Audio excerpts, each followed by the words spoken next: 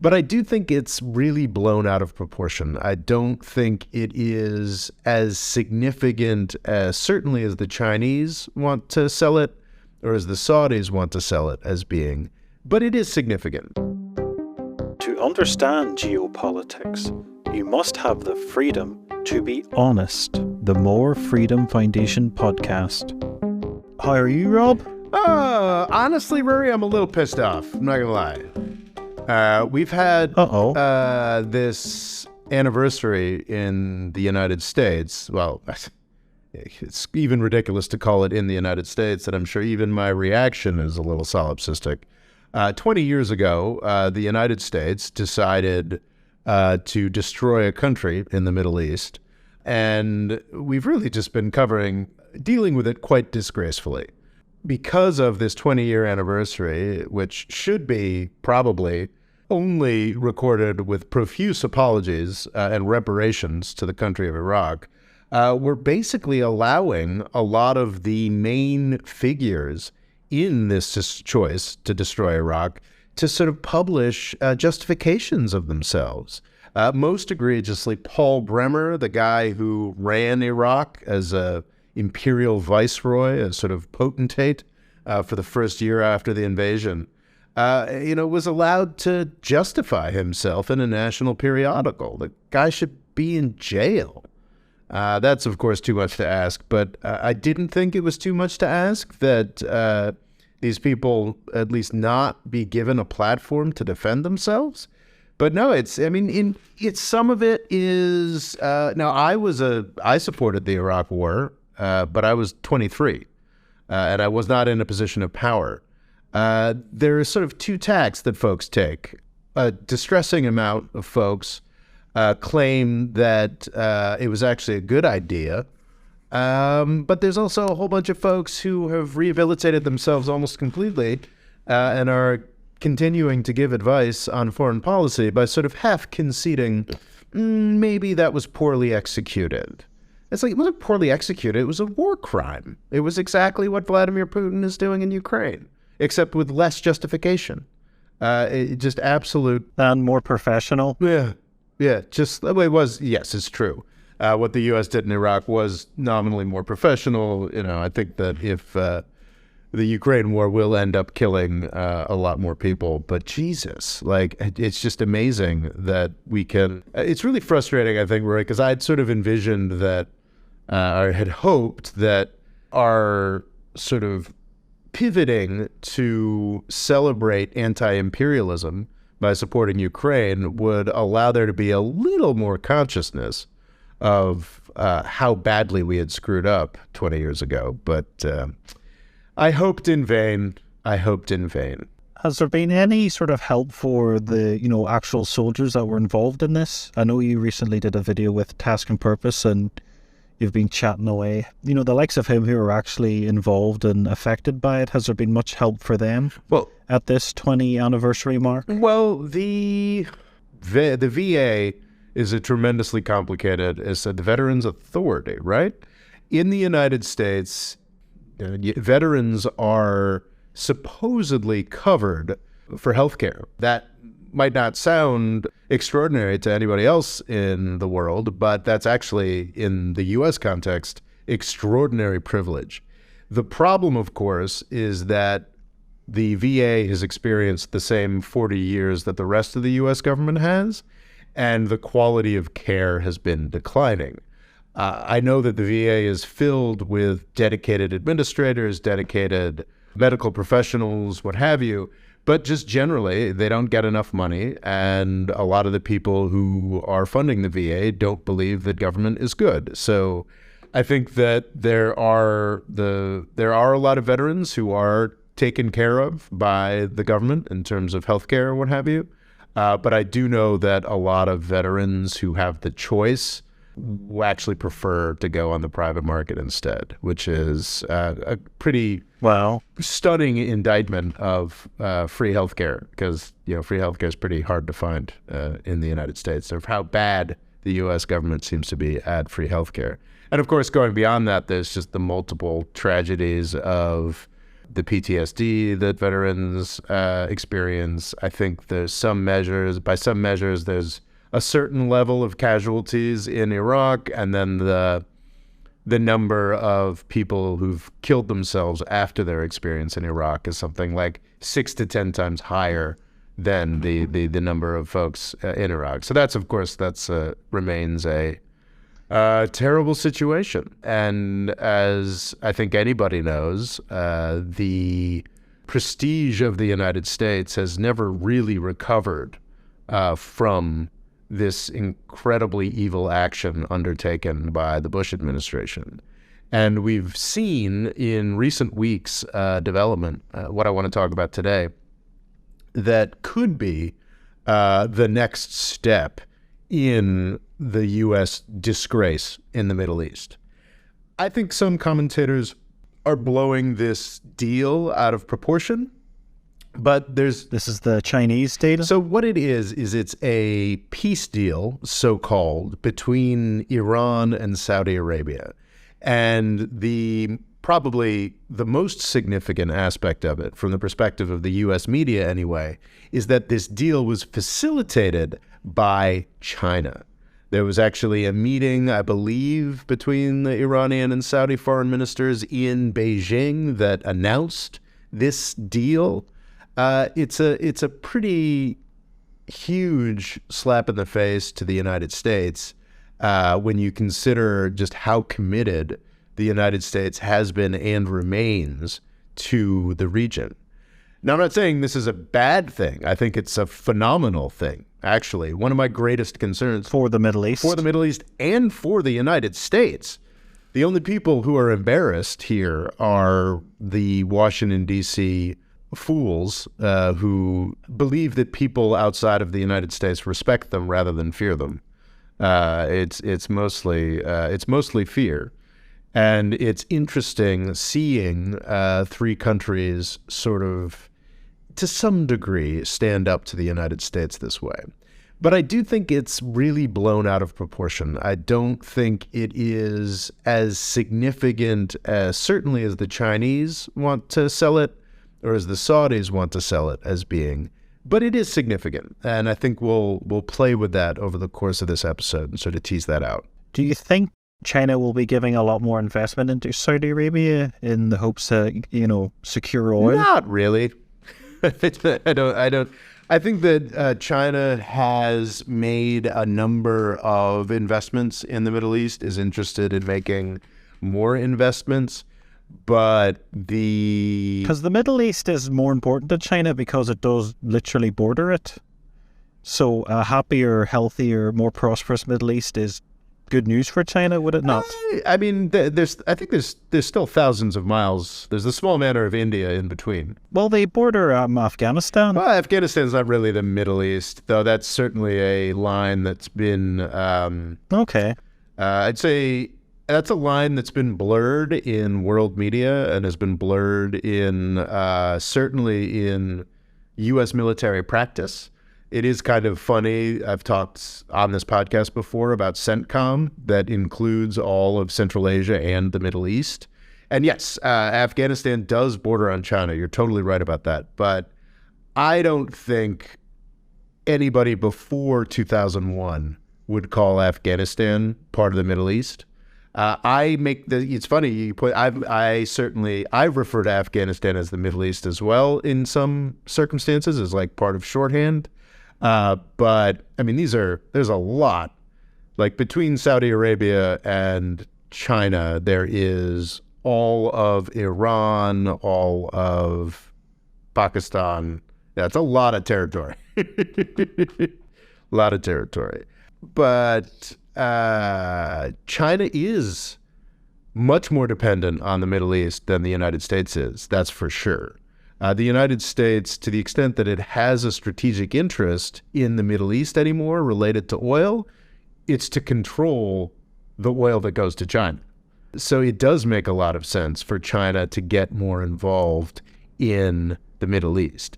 But the truth is, and this is one of the reasons why I don't think this China, Saudi Arabia, Iran thing is such a big deal. The truth is that China just doesn't have any physical presence in the Middle East, can never, and never overstates it, but will not in this half century be able to have the physical imprint on the Middle East that the United States has. To the extent that China is capable of acting as a diplomatic rainmaker in the Middle East, it is acting that way because the United States allows it to. China has, they keep calling it a deal, and I think that overstates it. I don't think there's much in writing. I think there are some half-formed commitments here, but I guess we'll continue to call it a deal because that's what folks are calling it. It's just to restore diplomatic relations, which is a very early stage exactly of peace negotiations. Exactly. But so, China can do whatever it wants in terms of sort of peace dealing or diplomacy or whatnot. And next week, Israel can decide to bomb Iran. Then Israel, the United States, and Iran are at war, and China can literally do nothing about it as the oil industry of Saudi Arabia and Iran go up in smoke, and China probably experiences serious ramifications both to its industry and to the ability to feed itself. So I do think that a lot of this excitement or fear or disquiet around this deal changing the Middle East power balance in some way seems kind of illusory to me. I've talked in the past, and I'm definitely going to include a piece in my next produced video talking about how exactly that misconception, like, oh, didn't we pull out of the Middle East because we pulled out of Afghanistan in 2021? Just really misrepresents what's going on. Yeah, like we pulled what was our 4,000 or 5,000 troops out of Afghanistan in 2021. We've still got 10,000 plus troops in Kuwait, 10,000 plus troops in Bahrain, 10,000 plus troops in, I think we're under 10,000 now in Qatar, and numbers of troops in Jordan, Saudi Arabia, smaller numbers in Jordan, Saudi Arabia, the United Arab Emirates, other places. So we've got 10 times more troops than we had in Afghanistan, just in the little crappy Gulf kingdoms in between Saudi Arabia and Iran. This idea that we've physically withdrawn from the Middle East is, I think, something that the Pentagon is perfectly happy to have people believe, because it means people pay less attention to how overcommitted and how much money we're continue to spend there. So yeah, I think on that level, the deal, supposedly, this idea that China is somehow supplanting the United States in the Middle East, it just doesn't accord with physical reality. But diplomacy is not about physical reality. Diplomacy is about perceptions. And I do think that this is unquestionably a real diplomatic perception win for China. Absolutely, a real perception win for China. So yeah, because I think it was Friday, March 10th. Yeah, China got to announce a deal between Iran and Saudi Arabia that both governments agreed was brought about with the help of China. I think we should maybe talk about like what this means, why this is great for the United States.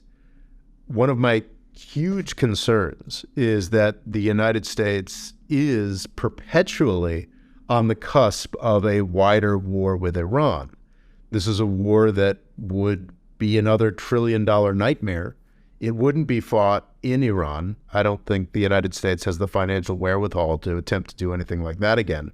But it would be fought at incredible cost in human life and destruction in the incredibly put-upon countries of Iraq and Syria once again, with nightmarish humanitarian costs. And it would, even without the absurd troop commitments that we saw in Iraq and Afghanistan, would cost the United States another $1 trillion. And probably... So would there be a lot of airstrikes from Saudi Arabia? Would that be how you envision this war panning out? It's funny, folks just sort of forget this, but 20 years ago, a lot of the bombing of Afghanistan happened by planes was carried out by planes that launched from Kansas, like in the United States. Like the aircraft carriers are not useful in a real conflict. I think it's common knowledge that if there's war in the Pacific, war over Taiwan, the first thing every aircraft carrier will do is get to the other side of the world as fast as possible, because they're not credible warfighting machines against peer competitors. And I think there's a serious suspicion that the Iranians would also be on that level of the ability to sink aircraft carriers, because they're just really big things that are easy to sink. The last time aircraft carriers were useful in a fight was during World War II, when like Hitler had rockets that could maybe hit London, could maybe hit a large city. Well, they did come in handy in the Falklands. Well, no, that's what I'm saying, is that the last time, well, of course, they came in handy in the Falklands, like against the Argentinians, who had like 2 French missiles. That is not... But the French had sort of not fully finished, so a lot of them didn't work. Yeah. This is not... the Iranians have already demonstrated capabilities far beyond the Argentinians and the Falklands. Aircraft carriers are good for the kinds of wars that the U.S. has been fighting since World War II, wars where the United States has every advantage in money, essentially the modern equivalent of conquistador battles against the indigenous, is the kinds of wars that aircraft carriers are used. Ones where they don't have airplanes. Yeah, it's essentially wars where the other side is at a complete... Air supremacy? Where the other side is operating in a different century of military capability. And so aircraft carriers, that was a long tangent, because I hate aircraft carriers. But United States could bomb every military installation in Iran, every plausible nuclear site in Iran from Diego Garcia, which is in the Indian Ocean. I think they could probably do it with a lot of platforms without even much aerial refueling. They could do it from Germany. They could do it from lots of places. There won't be folks, many U.S. folks firing missiles from Saudi Arabia, but Saudi Arabia would just be entirely obliterated regardless. The Strait of Hormuz would not be functioning. It would just be a catastrophic, horrific thing.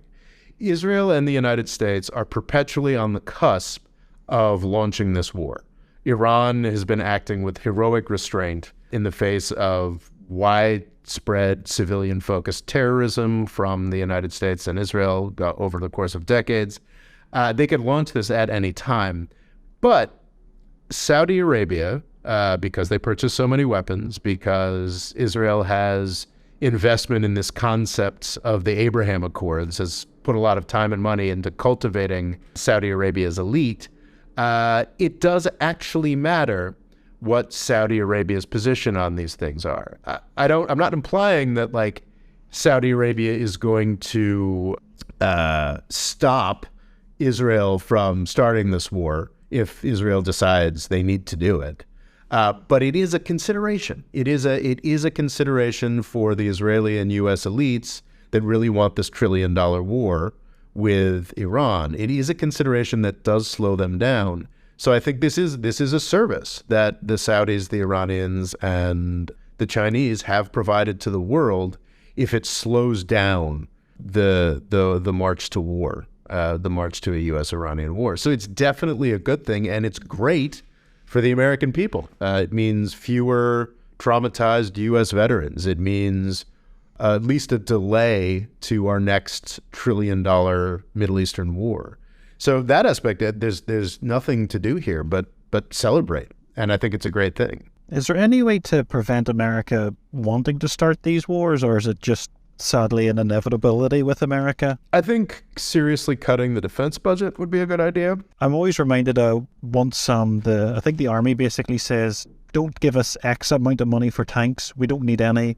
We're not in a big war. Don't give us any money for tanks. And Obama gives them money for tanks, because nobody wants to be the guy that's not giving the military money, especially I think if you're a Democrat, because it's such an attacking point for the Republicans. So they do seem to be stuck in this, constantly giving them more and more and more and never backing down. Well, it's also just flat out corruption. So exactly what you point to there is that's the rhetorical strategy. To always be, I've got to defend the homeland, defend the country. How dare you not be adequately defensive? But it's straightforward corruption. Nikki Haley, spent 2 or 3 years not in politics, she was the governor of one of the Carolinas, became Trump's U.S. ambassador, went and got her first real job as a non-politician in a decade or two. It was exclusively for a defense contractor. She spent 2 or 3 years being massively overpaid, bribed by a defense contractor, and now she's running for president. That's going to be her only high-paid job in her life that wasn't for the government, is going to be for a defense contractor. Which is as close to the government as you can get.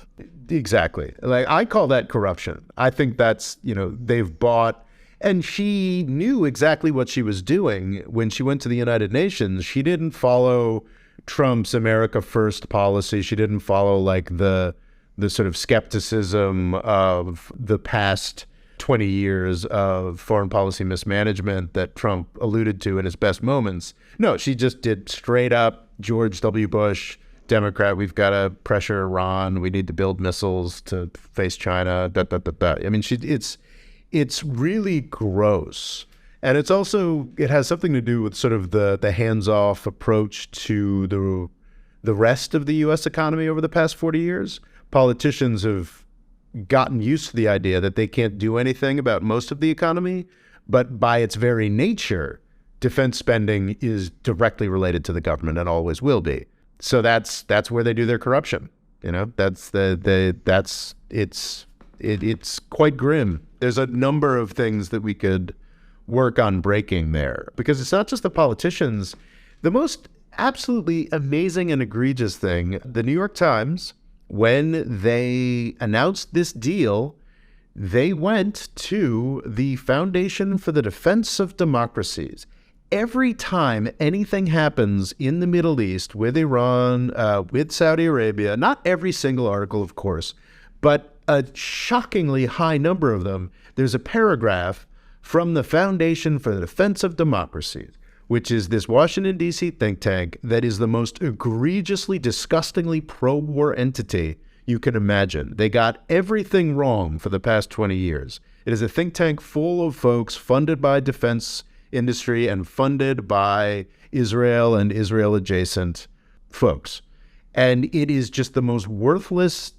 They have gotten absolutely everything wrong, and they just want blood. That's all they want. They're the people who were behind killing the Iran nuclear deal. They're just nightmarishly wrong about everything.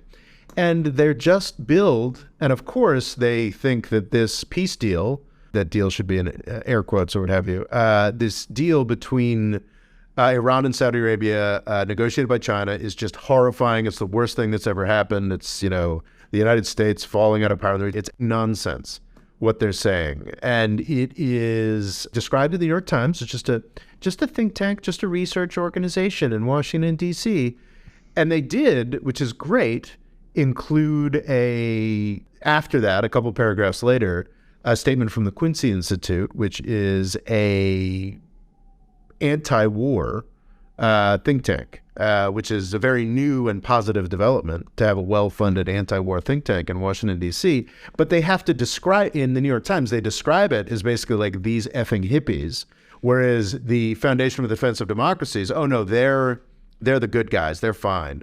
So, like, I think we need more critical journalism, frankly. It is obscene. It's an obscenity that New York Times still goes to the Foundation for Defense of Democracies, this joke organization, for the color commentary on everything that happens in the Middle East, in a news story, not in the opinion pages, which are always lamentable. So yeah, there's a lot that would need to change. So that's fair. Instead of speaking to someone from the Middle East. Yes, that's a great idea, Rory. Like, imagine that. Imagine doing that. But no, that is not what they do. So we've seen the name of that organization reminds me of the European Research Group. Have you heard of them? Oh, those nightmare people. Yes, of course. They're like technically a secret organization of conservatives that hate the European Union, but they have this fluffy generic name that makes it sound like, oh, they're Europeans and they do research. But no, So yeah, you're a or what is it, Democracy Institute? Yeah, the Foundation for the Defense of Democracies. Yes, it sounds very hippy-dippy, but in reality it's, could we start a war, please? Yep, that's exactly what it is. The European research, those are the Brexit people, right? Yes. We're not allowed to know who they are, but they are paid by the taxpayers, which is nice. What a great thing. What a great thing. So there's so far... Well, I think I do want to talk... Okay, so I'm skeptical. So I think I've established, I think this is a great thing that China and Iran and Saudi Arabia have done. It should be celebrated. It should be encouraged. It is fantastic. I don't think it is much of a threat to U.S. influence in the Middle East. I talked about just the physical aspects of it. Yeah, the Chinese don't have many boots on the ground. No. They have a base in Djibouti, which is... But everybody does. Everybody's got a base in Djibouti. And that is, there's a lot of space between Djibouti and the Arabian Peninsula. So it's the physical thing, but also this is not something that was negotiated at great length by the Chinese. I think that what happened here was that Saudi Arabia was looking for another way to piss off the United States, essentially. Looking for a way to sort of poke their patron in the eye. Saudi Arabia is incensed because, I think I talked about this in a recent episode, they are incensed because the United States refused to help them conquer Yemen.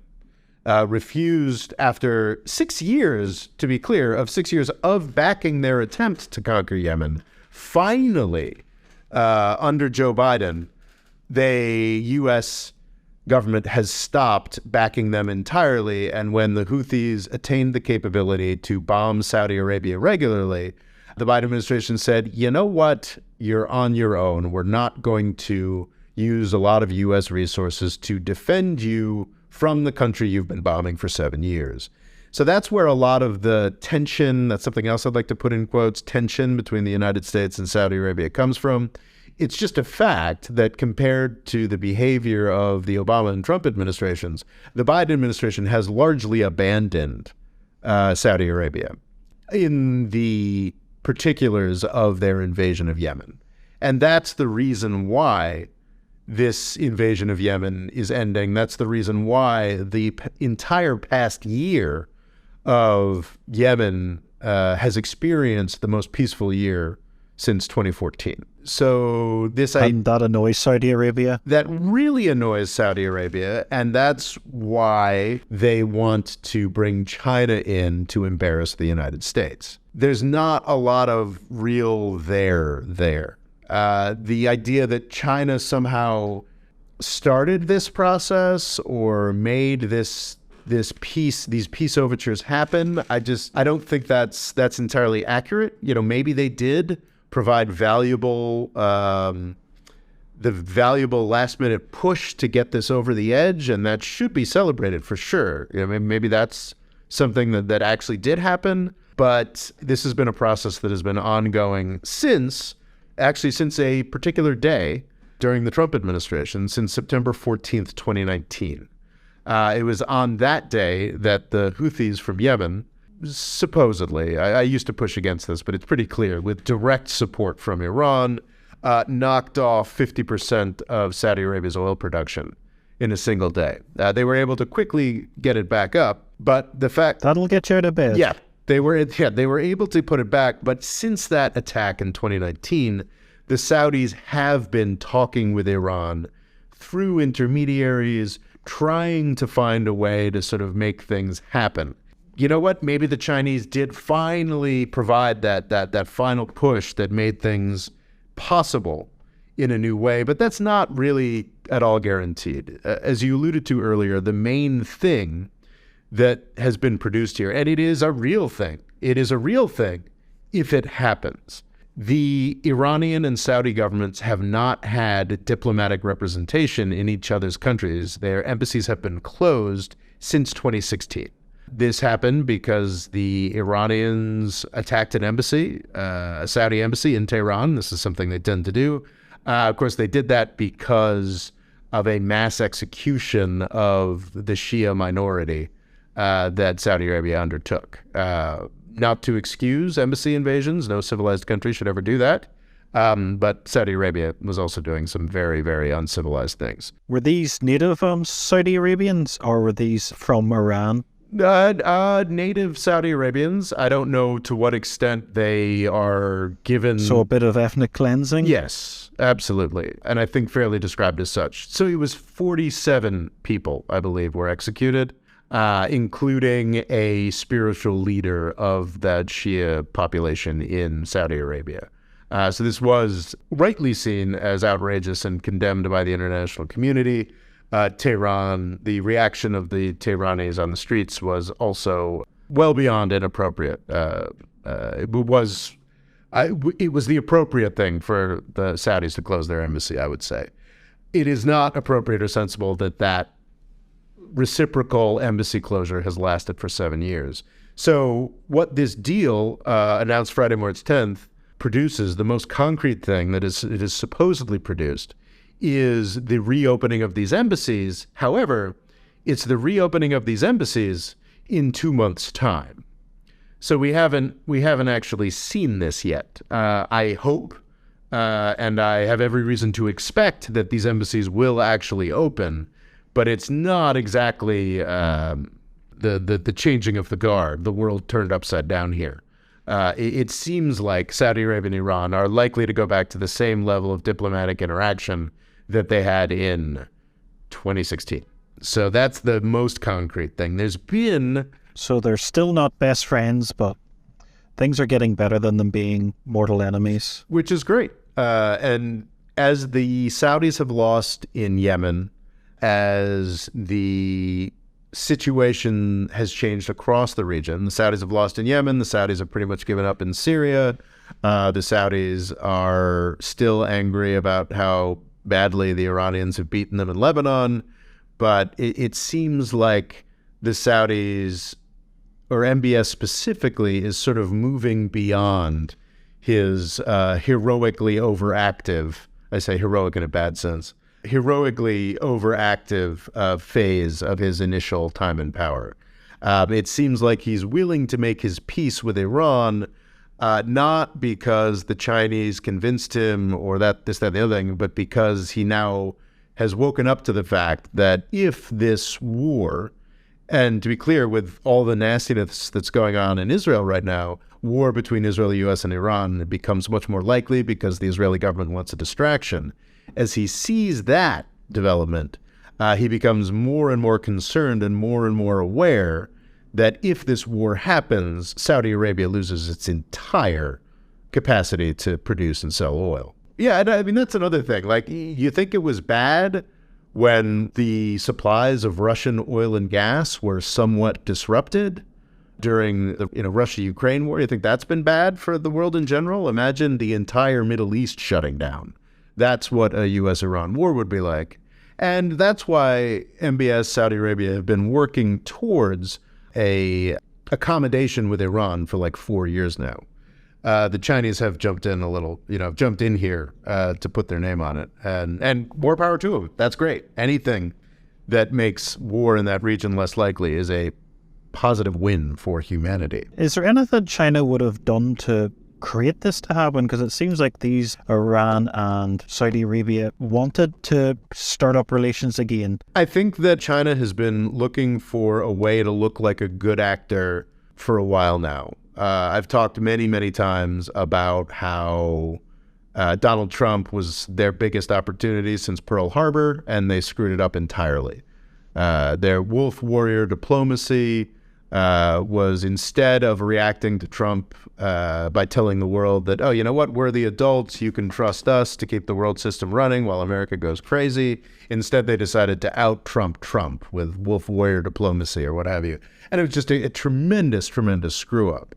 Xi Jinping, over the past 3 to 6 months, has been on something of a charm offensive. I think he's begun to realize laterally just how much damage was done. In fact, he tried to build bridges with the United States itself. The great tragedy of the balloon fervor was that Anthony Blinken was supposed to be meeting with Xi Jinping that weekend, which I hate to be conspiratorially minded, but there are a lot of pathways I could have seen for someone in the Chinese government or the U.S. government to sabotage that meeting. And that's certainly what happened. That meeting didn't happen. But Xi Jinping has been looking for ways to look like the peaceful alternative to the United States, just going around the world solving problems. And he has visited this actually puts a different spin on two visits that I had mocked somewhat in recent months. In just the past couple weeks, I believe, not more than a month and a half ago, Ibrahim Raisi, the Iranian president, visited China, visited Xi Jinping in China. And was it a month or two back? Xi Jinping went himself to Saudi Arabia and actually got the very similar treatment to the famous treatment that Donald Trump got when Saudi Arabia was his first visit as president, and he touched the orb with Sisi and all that. Oh yes, I remember that photo. Oh yeah, it was quite a thing. And Xi Jinping got a very budget version of that trip, and that this does seem like a culmination of that. So, I mean, it's just old-fashioned shuttle diplomacy. Go to places as a more powerful country and let them know that you care and you would like something to happen and you'd be willing to sweeten the deal in ways that are easy for you. This is the kind of thing that I really wish the United States did more of. There's a great article in Foreign Policy, came out in the past couple days. Well, I guess it'll be a week back. This will broadcast a week after we record it.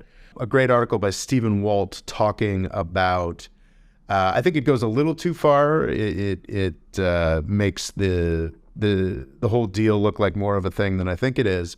But I think he makes some really good points about how this is just basic, good, solid diplomacy. Every president, Trump a little less so, still talks about democracy versus authoritarianism, or how the U.S. is making the world freer and better and safer.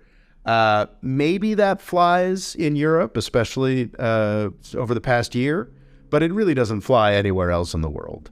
And it's Stephen Wald makes the good point that China is setting itself up here as the big country that solves problems, rather than the United States, which is the big country that goes around and screws things up. But a lot of complaints I've seen thrown at China, when you look at it, it's just China's putting in the legwork in these organizations, which places like Britain, France, America, were just used to being top dog and unchallenged. And it reminds me also of the Belt and Road.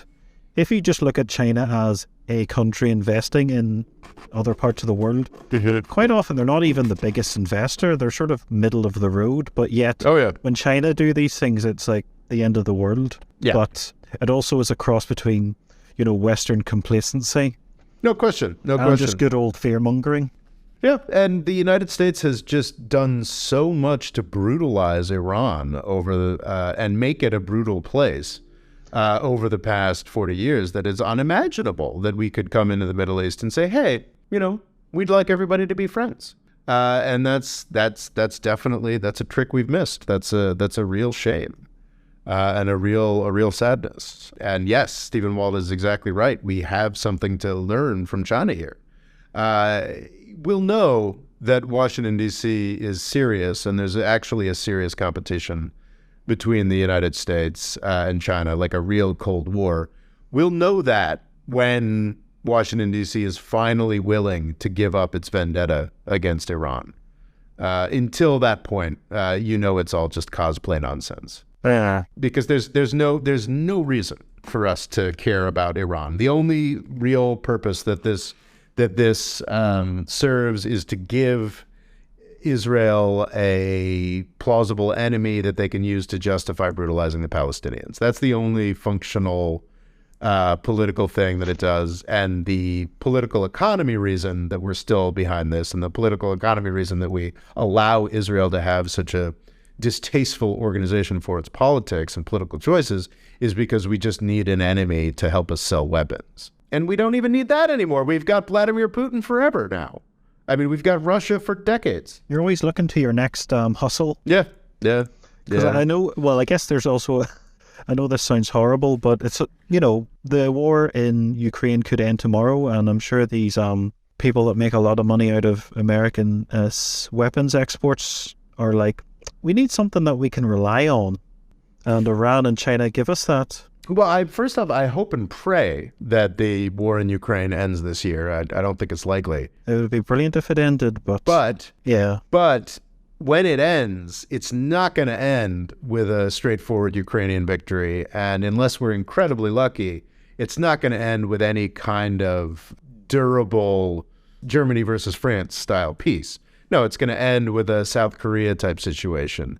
And it's going to end with half dozen to a dozen of the richest countries on the planet dedicating 2 to 3% of their GDP for the next half century to buying expensive weapons from the United States. So even if the war ends, unless it ends on these impossibly positive, unless, the space aliens show up next week and they're hostile and we all band together as a species or something like that. Old Ronald Reagan. Yeah, unless it's something like that, like the defense industry gravy train in Europe isn't going to end probably, honestly, in either of our lifetimes, Rory.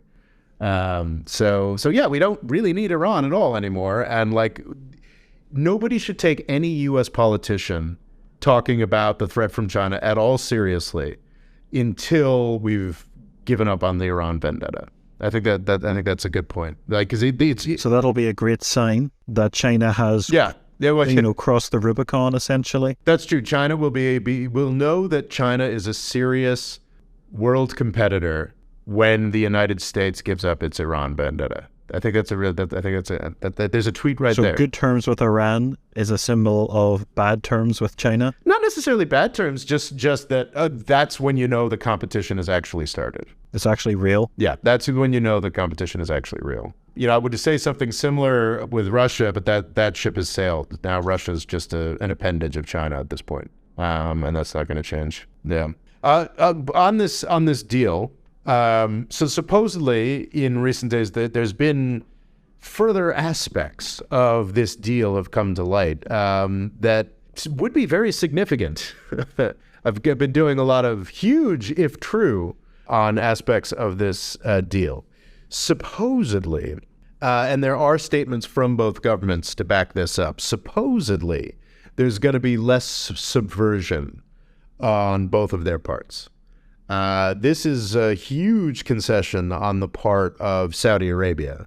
I think that for sure there were some attempts by the Iranians to support Shia groups within Saudi Arabia, that's for sure.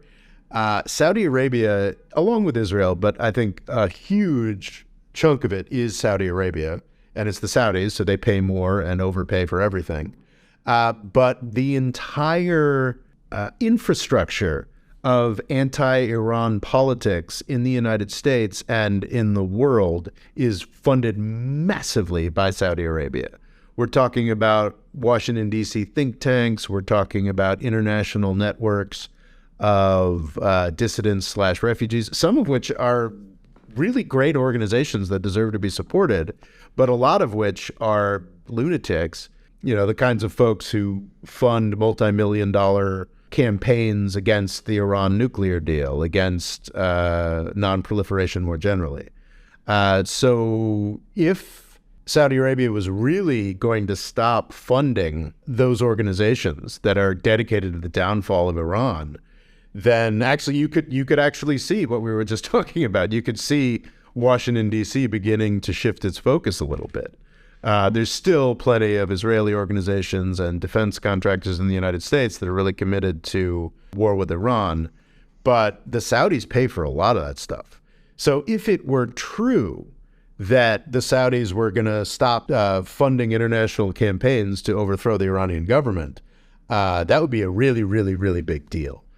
I don't buy that at all. I don't buy that for 1 minute. Frankly, I don't see it. How long would it take to see something like that? It would take months. It would take months. It would be less than a year then. We'd start to notice these organizations winding, not attacking Iran as much. Well, I think you'd see it on Twitter first. I don't have to face this much, but my understanding is that if you're a pro-peace voice of any stature on social media, you get just constant harassment by bot networks and fake personalities. I think there was famously a personality that was entirely invented who would get interviewed, just a fake person who would get interviewed in... Like newspapers? Yeah, U.S. news media. Okay. To talk about how terrible the Iranians were. This is famously just one of the many.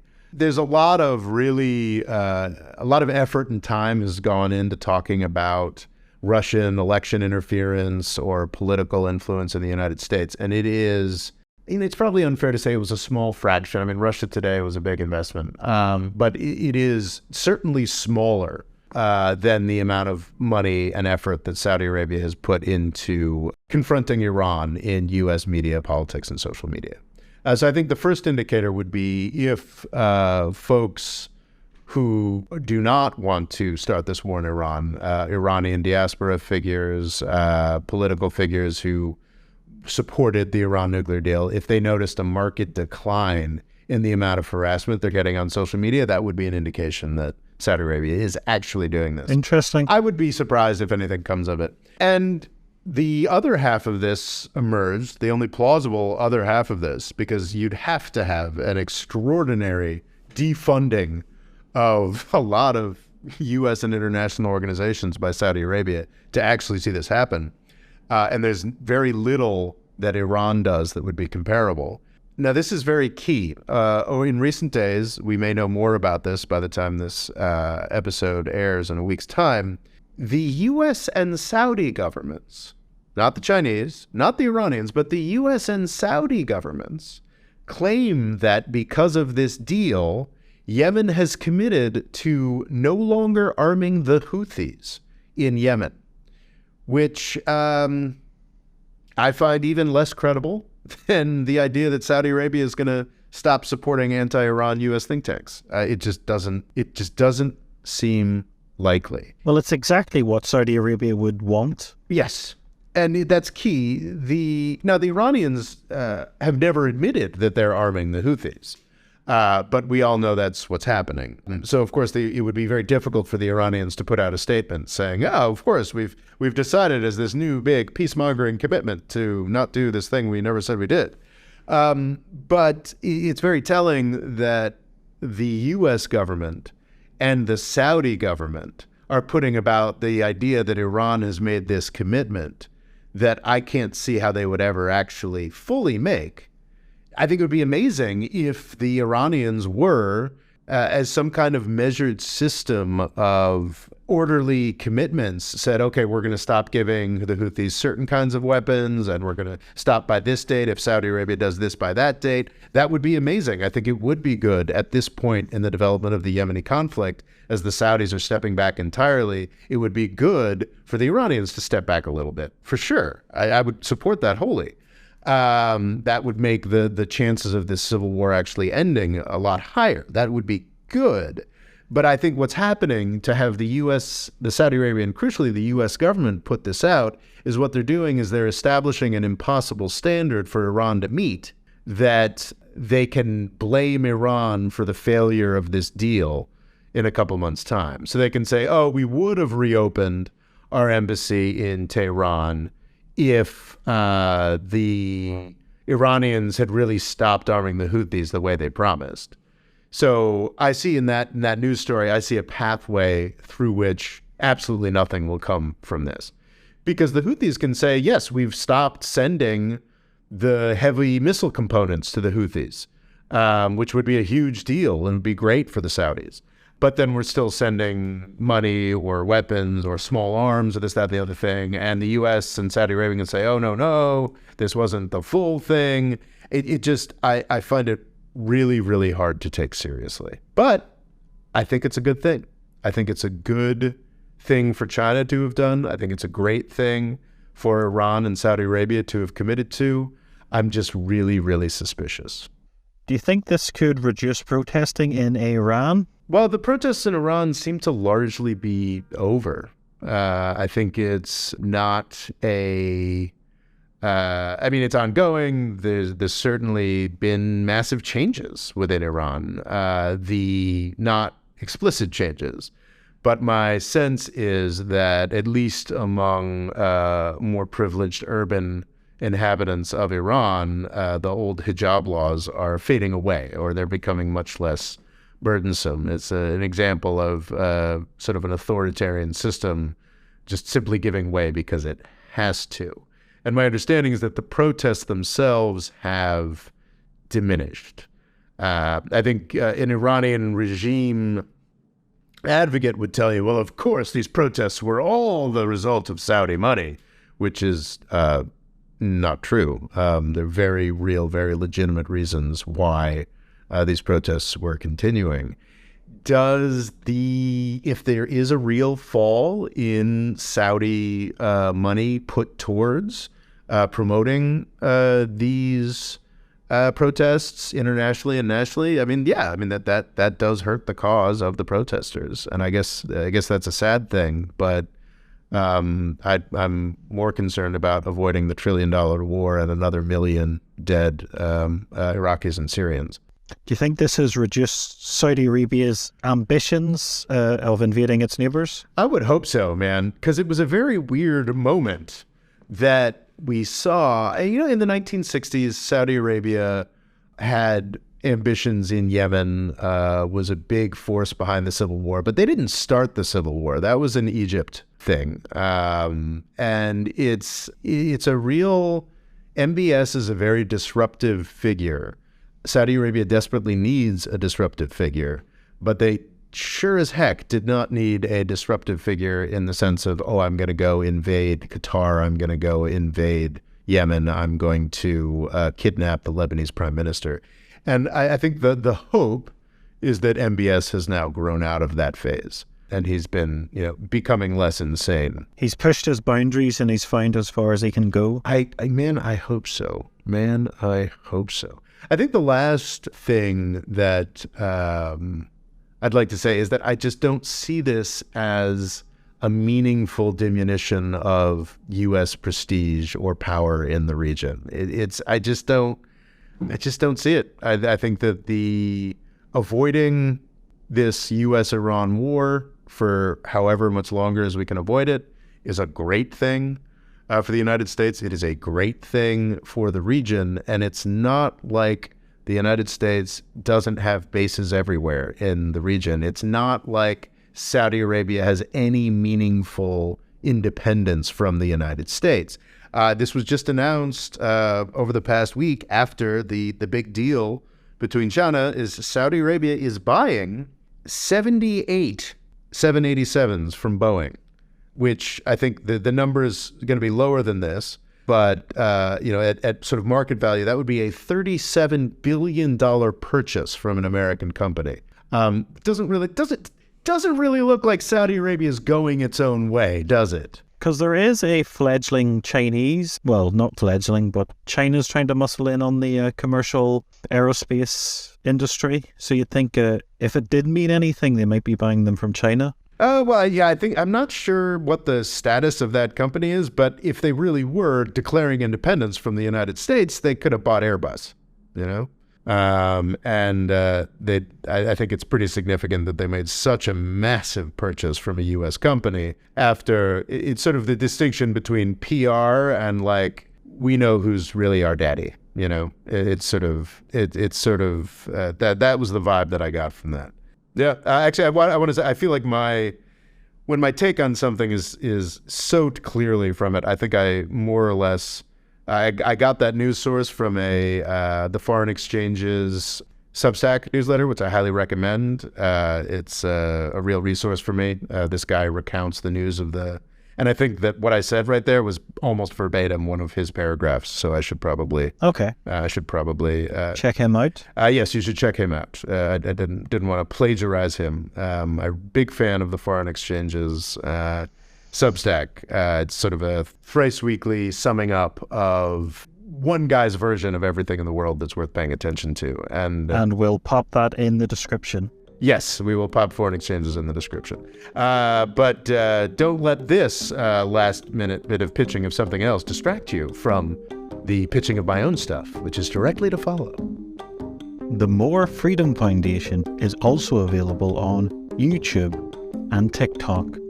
Rob's Twitter is RobOLaw, and he's also written a book called Avoiding the British Empire, What It Was and How the US Can Do Better. And music provided by Kevin MacLeod.